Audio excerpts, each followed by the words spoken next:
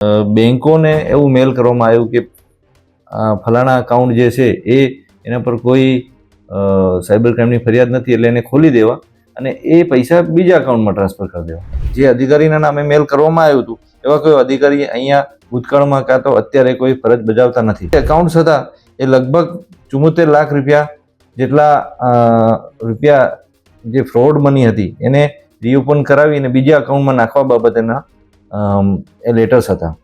શું કે સાયબરનો જાણકાર માણસ હતો.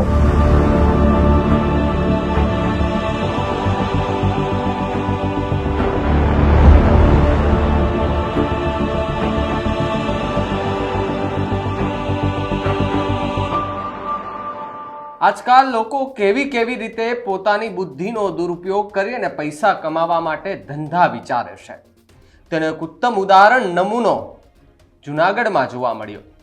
જૂનાગઢ રેન્જ સાયબર ક્રાઇમ પોલીસનું ડમી ઈમેલ એકાઉન્ટ બનાવી અને બેંકમાં ફ્રીઝ કરેલી રકમને અનફ્રીઝ કરાવવાનો પ્રયાસ કર્યો, પરંતુ અંતે ગુનેગાર કરતા પોલીસ કાયમી સાતીર હોય છે.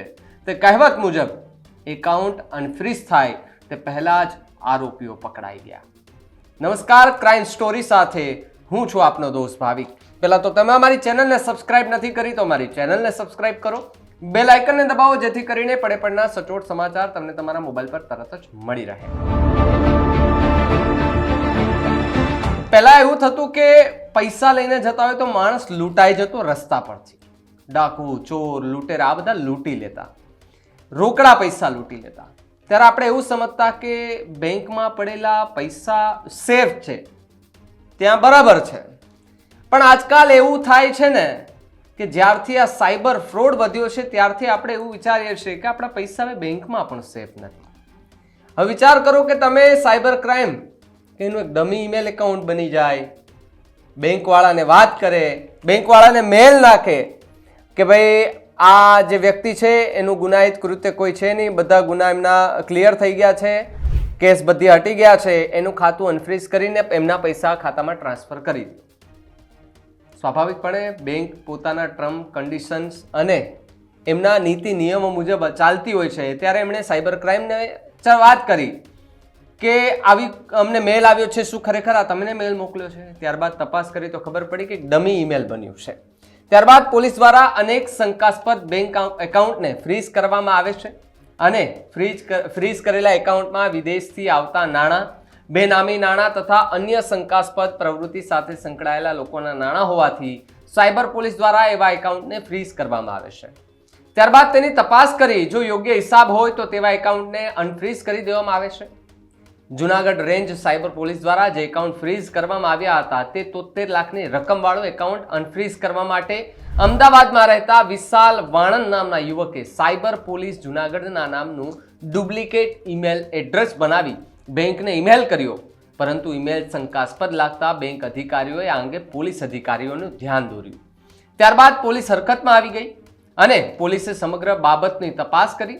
તપાસના અંતે અમદાવાદના રાણી પોલીસ સ્ટેશન સહિતના અન્ય પોલીસ સ્ટેશનોમાં સાયબર સ્વયંસેવક તરીકે પોલીસને મદદરૂપ થતા વિશાલ વાણંદ નામના યુવકે આ કારસ્તાન રચ્યું હોવાનું સામે આવતા પોલીસે તેની ધરપકડ કરી લીધી છે. ત્યારબાદ CV Nayak, PI range cyber police Junagadh, એની પ્રતિક્રિયા આવી છે. શું કહી રહ્યા છે આ મુદ્દે આવો સાંભળીએ. આશરે 1 વર્ષ પહેલા cyber crime police station Junagadh રેન્જના જે સરકારી ઈમેલ આઈડી છે એ ઈમેલ આઈડીનો ઉપયોગ કરી અને બેંકોને એવું મેલ કરવામાં આવ્યું કે ફલાણા અકાઉન્ટ જે છે એના પર કોઈ સાયબર ક્રાઇમની ફરિયાદ નથી, એટલે એને ખોલી દેવા અને એ પૈસા બીજા અકાઉન્ટમાં ટ્રાન્સફર કરી દેવા. એટલે એના ઉપર અમારા બેંક સાથેના રિલેશન હતા અને બેંકવાળાએ અમને પૂછ્યું કે ભાઈ આ રીતે તમે કોઈ મેલ કરેલું છે? તો ત્યારે એ આખી વસ્તુ અમારે સામે આવી. તાત્કાલિક અમે એમાં અમારા સુપ્રિય અધિકારીઓને ધ્યાને મૂકી અને ઉપરી અધિકારીની સૂચનાથી અમે એમાં જાણવાજોગ દાખલ કરીને તપાસ ચાલુ કરી. કેમ કે આવા ટાઈપનો કોઈ મેલ અમે કરેલો નહોતું અને જે અધિકારીના નામે મેલ કરવામાં આવ્યું હતું એવા કોઈ અધિકારી અહીંયા ભૂતકાળમાં કાં તો અત્યારે કોઈ ફરજ બજાવતા નથી. તો અમે એની તપાસ કરી અને તપાસના અંતે અમને ખબર પડી કે હાલના જે આરોપી છે વિશાલભાઈ, એમને પોતાના લેપટોપમાંથી આ ઈમેલ કરેલા હતા બેંકને અને એ ઈમેલના આધારે બેંકમાં એકાઉન્ટ ઓપન કરવા માટેની એમને લેટર નાખેલા હતા. હવે એ જે એકાઉન્ટ્સ હતા એ લગભગ 74 લાખ રૂપિયા જેટલા રૂપિયા જે ફ્રોડ મની હતી એને રીઓપન કરાવી અને બીજા અકાઉન્ટમાં નાખવા બાબતેના એ લેટર્સ હતા. એટલે એ બાબતે અમે તાત્કાલિક સંજ્ઞાન લઈ અને ગુનો દાખલ કરેલ. આ જે આરોપી છે વિશાલ, એને બહુ સાયબરના જાણકાર છે અને અમદાવાદ સિટીમાં રાણી પોલીસ સ્ટેશન અને 1-2 બીજા પોલીસ સ્ટેશનોમાં સાયબર વોલેન્ટિયર તરીકે એ મદદ પણ કરતા હતા. એટલે એને સાયબરની એક્ટિવિટી બાબતે અને સાયબરની ખાસું બધું નોલેજ હતું એને.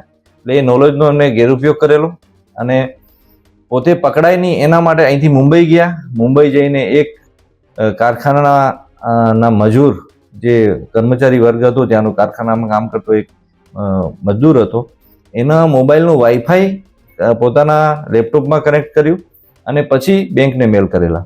એટલે કે ક્યારે પણ ભવિષ્યમાં તપાસ થાય તો એ પકડાય નહીં. પરંતુ અમે એની બહુ ઊંડાણપૂર્વક તપાસ કરેલી અને તપાસના અંતે અમને ખબર પડી કે મુંબઈથી એનો વાઈફાઈ આવે છે અને ત્યાંનો નેટનો ઉપયોગ થયું છે. અમે ટીમ મુંબઈ, એક PSI અને 4 માણસો એક ટીમ બનાવી અને મુંબઈ મોકલેલા અને મુંબઈથી અમે એ મજૂરને પૂછપરછ કરી. ત્યાં જઈને સઘન પૂછપરછ કરી. એના અંતે અમને ખબર પડી કે એ મજૂર અભણ છે, એને કંઈ ખબર પડતી નથી. તો એને અમે પૂછપરછ માટે અહીંયા લઈ આવેલા અને એની કોર્ટ રૂબરૂ એને અમે 183નું સ્ટેટમેન્ટ લેવડાવ્યું અને પછી એને આધાર પર અમે હાલના આરોપીને અરેસ્ટ કરેલો છે. હાલમાં તો અમે તપાસ એની ચાલુ છે, કેટલા એને બીજું કંઈ કરેલું છે બાબતે તપાસ ચાલુ છે. પરંતુ મેં આપને પહેલાં પણ કીધું કે સાયબરનો જાણકાર માણસ હતો. 4 અકાઉન્ટના પૈસા એને રીઓપન કરવા માટેના લેટર્સ નાખેલા હતા અને એક અકાઉન્ટમાં ટ્રાન્સફર કરવા માટે એને લખેલું હતું તમામ લેટરના અંદર. હવે જે અકાઉન્ટમાં ટ્રાન્સફર કરવા માટે લખેલો એની તપાસ ચાલુ છે. એ ક્યાંનું છે, એ કોને એને લાભ કરાવવાનું હતું, કાં તો એનું અકાઉન્ટ સાથે આનું સંબંધ શું છે, એ તમામ બાબતેનું હાલ ઇન્વેસ્ટિગેશન ચાલુમાં છે. કેટલા અન્ય આરોપીઓ એમાં સામેલ છે? એ અન્ય આરોપીઓ એના અંદર કેટલા સામેલ છે એની પણ તપાસ ચાલુ છે. અમે આગળ વધીએ છીએ કે અમારી ઈમેલ આઈડી અને પાસવર્ડ ક્યાંથી લઈ આવ્યો, એને જોડે કેવી રીતે આવેલા, અને એ બધી જ તપાસ હાલમાં ચાલુમાં છે. આરોપી મૂળ અમદાવાદનો છે. સર, અત્યાર સુધી બીજા કોઈના આઈડી હેક કર્યા એવું સામે આવ્યું છે? એ તપાસ ચાલુ છે. અમે એના મોબાઈલ ખંગોળીએ છીએ અને મોબાઈલને અમે અમારા સિસ્ટમ જે છે સાયબર ક્રાઇમના એના પર ચડાવીને પણ અમે જોઈએ છીએ કે બીજા કોઈ મળે તો આપને જાણ કરવામાં આવશે. આરોપી પોતે પકડાય નહીં તે માટે મુંબઈના શ્રમિકનું વાઈફાઈ લઈ અને તેમાંથી આ પ્રવૃત્તિ કરતો. પોલીસે શ્રમિકની પૂછપરછ કરી તેમનું કોર્ટ સમક્ષ નિવેદન લેવડાવી આરોપી તરીકે વિશાલની પૂછપરછ શરૂ કરી છે. વિશાલે આ એકાઉન્ટ જે ફ્રીઝ કરાવ્યા એ એકાઉન્ટને અનફ્રીઝ કરાવી તે રકમ અન્ય એકાઉન્ટમાં ટ્રાન્સફર કરાવી પૈસાવાળા બનવાનો ખ્વાબ જોયો હતો. પરંતુ પોલીસે એકાઉન્ટને અનફ્રીઝ થાય એ પહેલા જ વિશાલને દબોચી લીધો. વિશાલે કેટલાક એકાઉન્ટ અનફ્રીઝ કરાવવા માટેની તજવીજ કરી છે. તેમાં સફળતા મળી છે કે કેમ, તેની સાથે કોણ કોણ સામેલ છે, આ તમામ મુદ્દે અલગ અલગ દિશાઓમાં તપાસનો ધમધમાટ અત્યારે શરૂ થઈ ગયો છે. તમે વિચાર કરો કે સાયબર ક્રાઇમના ડુપ્લિકેટ ઈમેલ બનાવીને લોકો પૈસા ખંખેરવાનું કામ કરી રહ્યા છે, બેંકને ચૂનો લગાડવાનું કામ કરી રહ્યા છે. આવા લોકોથી બચવું ખૂબ જરૂરી છે, કારણ કે આજકાલ લોકો મહેનતમાં મગજ લગાડવા કરતાં બેઠા બેઠા પૈસા કઈ રીતે કમાઈ લેવા તેના પર વધુ ફોકસ કરતા હોય છે. ત્યારે વિશાલ વાણંદ નામનો જે યુવક છે તેણે પણ એવી જ બુદ્ધિ અપનાવી, પણ એને નથી ખબર કે કાનૂનના હાથ, હિન્દીમાં આપણે બોલે કે કાનૂન કે હાથ બડે લંબે હોતે હૈ.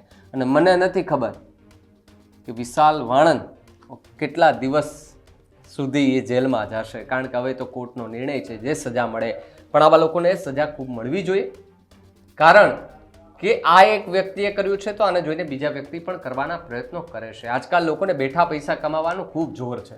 મહેનત કોઈને કરવી નથી, તડકામાં કોઈને જઈને મહેનત નથી કરવી, અને જે મહેનત કરે છે એને ટોણા મારવા છે. સાહેબ, એક દિવસ તડકામાં જઈ અને મહેનત કરીને પરસેવો વળે ને ત્યારે આપણને ખબર થાય કે 5 રૂપિયા કેમ કમાવાય અને 5 રૂપિયાની કિંમત કેમ થાય.